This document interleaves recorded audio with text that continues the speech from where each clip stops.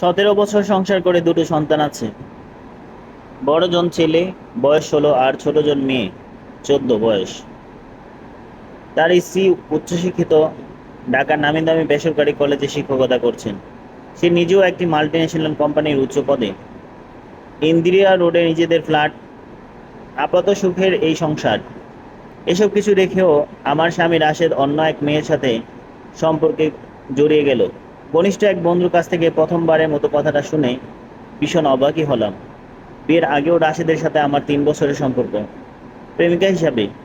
সব মিলিয়ে আমাদের 2 দশকের রিলেশনশিপে তৃতীয় ব্যক্তির আগমন অন্ততপক্ষে আমি কখনো চিন্তা করিনি। তাই তো বন্ধুর কথায় বিশ্বাস না করে নিজেও একটু যাচাই করার চেষ্টা করলাম। হ্যাঁ, রাশেদ তার হাঁটুর বয়সে এক অফিস কলিগের সাথে চুটিয়ে প্রেম করছে। ওর অফিসে বেশ অনেক দিন ধরেই, এটা ওপেন সিক্রেট। দেশে বিদেশে অফিস ট্যুরে এদের একসঙ্গে যাওয়ার কথাটা জানতে পেরে আমার গা গুলিয়ে বমি আসলো। হায় রে পুরুষ মানুষ, তোমাদের পক্ষে ঘরের বাইরে সব জায়গাতে একসাথে নেওয়াই সম্ভব। রাশেদের সাথে কিন্তু আর সংসার করিনি। তবে চূড়ান্ত ওই সিদ্ধান্ত নেওয়ার আগে প্রায় 5 মাস 6 হাজারো নাটক মঞ্চস্থ হয়। আমাদের সামাজিকভাবেও হেনস্থ হতে হলো। রাশেদের করা উদ্যত ও অনৈতিক আচরণ। যে মেয়েটার সাথে রাশেদের সম্পর্ক ছিল তার নাম তুলি। মেয়েটার স্বামী এতটাই খেপেছিল যে রাশেদ আর তুলির আপত্তিকর ভিডিও কিভাবে যেন সংগ্রহ করে সামাজিক মাধ্যমে ছড়িয়ে দেয়। মুহূর্তে ভাইরাল হওয়া অশ্লীল এই ভিডিও প্রকাশে সবচাইতে ক্ষতিগ্রস্ত হয়েছিল আমাদের দুসন্তান। পুরো ঘটনায় মানসিক বিপর্যস্ত এই দুজন নিজেকে সব থেকে গুটিয়ে নেয়। এরপর ওরা বলতে গেলে আশা থেকে বেরই হতো না। আর পাঠক আমার অনুভূতি কথাটা নাই শুনলেন। শুধু একটাই কামনা, কখনো যেন আর কোনো মেয়ে এই পরিস্থিতির মধ্যে দিয়ে যেতে না হয়। প্রায় 8 বছর আগে সেই ঘটনা মনে হলে এখনো গাও শিরে ওঠে। প্রতিবেশী তো দূরে, কি বাদ কাছের আত্মীয় স্বজনরাও আমার এই কঠিন সময় পাশে থাকেনি। অনেক ভেবেছি, আজ পর্যন্ত একটা প্রশ্নের উত্তর পাইনি। রাশেদ কেন আরেকটা মেয়ের সাথে জড়িয়ে গিয়েছিল? আমার সাথে তার সম্পর্ক কোনো টানাপোড়েনের মধ্যে নেই। আরও 8-10টা স্বাভাবিক স্বামী স্ত্রীর মতোই। হয়তো ব্যস্ততায় বা সময়ের নিয়মে আমাদের সম্পর্কর উত্তাপটা কমে এসেছিল। তবে ভালোবাসা আমার দিক থেকে মরে যায়নি, প্রতিক্রিয়াও হতো নিয়মিত। তাই তো ওর আচরণ কখনো আমার মধ্যে সন্দেহ তৈরি হয়নি। বাচ্চা দুটো কিন্তু বরাবরই বাবা বাবা বলতে পাগল। সামাজিক বা অর্থনৈতিকভাবেও আমরা ভালো অবস্থা, আত্মীয় স্বজনরাও সুখী পরিবার হিসাবে জানি। এরকম সুখের সময়ে রাশেদের নৈতিক স্খলন, আমি তো অবশ্য এমনকি বাচ্চা দুটো মেনে নেয়নি, ভাবতেই গা রিরি করে। ডিভোর্স দেওয়ার আগে এই লোকটা একটা মেয়ের সাথে থাকতে শুরু করে দিয়েছে। মানুষটা কতটা নিচে নামতে পারে এই রাশেদ এর কাছ থেকে না দেখলে জানতে পারতাম না। রাশেদের পরকীয় বিষয়টা প্রথম প্রথম বাদল নামের ছেলেটার কাছ থেকে জানা। বাদলও কিন্তু ওই পরকীয়ার বলি, তুলির স্বামী। তবে রাশেদ তুলির ভিডিও প্রকাশ করার পর থেকে আমি ওই ছেলেটাকে আর প্রশ্রয় দেইনি। সত্যি বলতে কি, রাশেদকে ডিভোর্স দেওয়ার সিদ্ধান্ত নেওয়ার পরপরই সন্তানকে নিয়ে আমি একা এক প্রকার বিচ্ছিন্ন জীবন যাপন করতে শুরু করি। এমনকি আপন ভাই বোনদেরকেও এড়িয়ে চলি। রাশেদ অবশ্য আমার নামে লিখে দেওয়া ইন্দিরা রোডের ফ্ল্যাটটির মালিকানা দাবি নিয়ে কখনো আসেনি। এরপর বাচ্চা দুটোর সাথে যোগাযোগ রাখার চেষ্টায় ব্যর্থ হয়ে ওর নতুন প্রেম তুলির সাথে সুখ খোঁজার অন্বেষণ করে। পরে মনে হয় মেয়েটাকেও বিয়ে করেছিল। তবে শোনা কথা, বছর খানেকের মধ্যে আবার ছাড়াছাড়ি হয়ে যায়। রাশেদকে নাকি মেয়েটা নিঃস্ব ও রিক্ত করে। আসলে দুটি মানুষের যদি লোভী হয়, ওই সম্পর্কের পরিণতিটা এরকমই হবে, এটাই কিন্তু অনুমিত ছিল। তারপর রাশেদের কি অবস্থা, ওর খবর জানেন? প্লিজ আমাকে এ বিষয়ে আর কিছু জিজ্ঞেস করবেন না। মেয়েটার সাথে চলে যাওয়ার পর আমার ওর বিষয়ে কোনো প্রকার আগ্রহ ছিল না, এখনও নেই।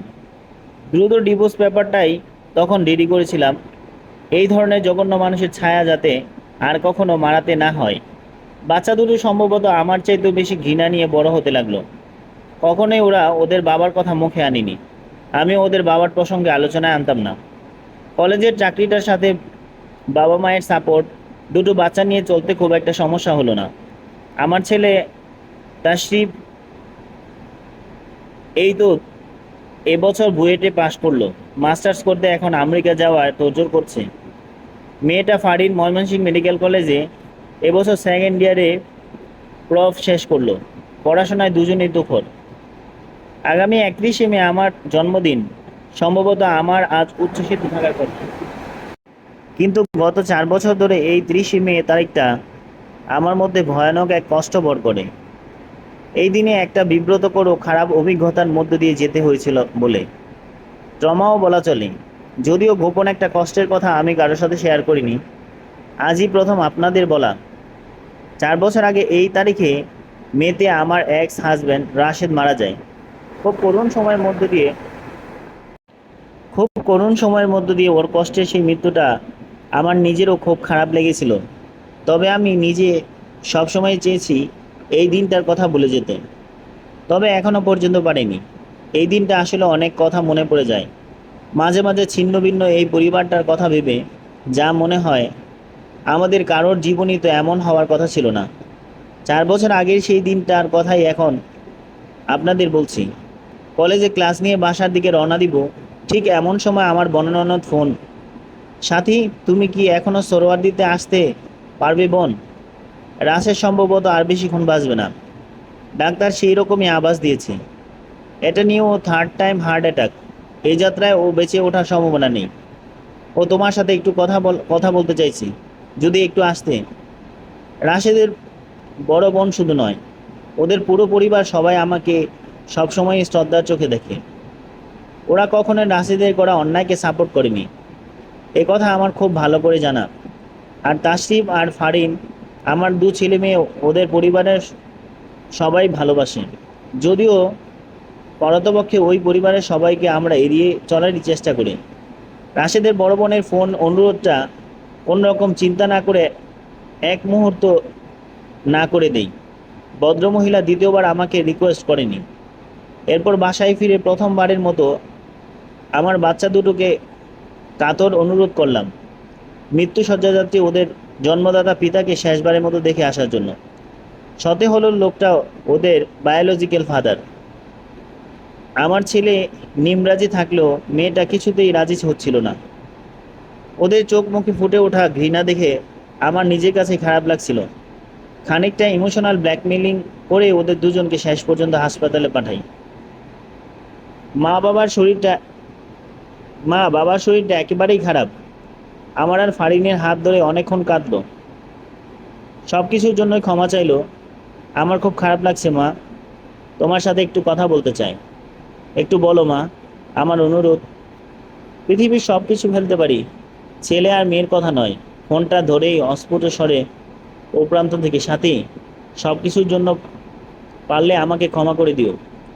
আশ্চর্য হলেও সত্য, মৃত্যু পথযাত্রী এই লোকটা যে কিনা এক সময় আমার ভীষণ ভালো লাগা প্রেমিক, তার পরিবর্তে শতবর্ষ সংসার, তার সাথে একটা বিশ্বস্ত স্বামী, ওর কান্নাজড়িত কণ্ঠে কথা বলা আমাকে একটু স্পর্শ করলো না। রাশেদ সেই রাতেই লাইফ সাপোর্টে চলে যায়, পরদিন মারা গেল। গত কয়েক বছর 30শে মে আসলেই সম্ভবত পরদিন আমার জন্মদিন বলে বিশ্বাসঘাতক প্রাণাক্ত স্বামীর কথা মনে পড়ে যায়। একটা সুখের সংসার তছনছ করে নিজেও অল্প বয়সে অসুস্থতায় বাড়িয়ে মরে যেতে বাধ্য হলো। অথচ আমাদের কারোর জন্যই কিন্তু এমন হওয়ার কথা ছিল না। তাই তো রাশেদকে তার মৃত্যুর আগ পর্যন্ত ক্ষমা করতে পারিনি। আজও সে আমার কাছে ভয়ানক রকম দোষী একজন। মানুষের করা কিছু কিছু অপরাধ চাইলেও ক্ষমা করা যায় না, আর করা উচিতও নয়।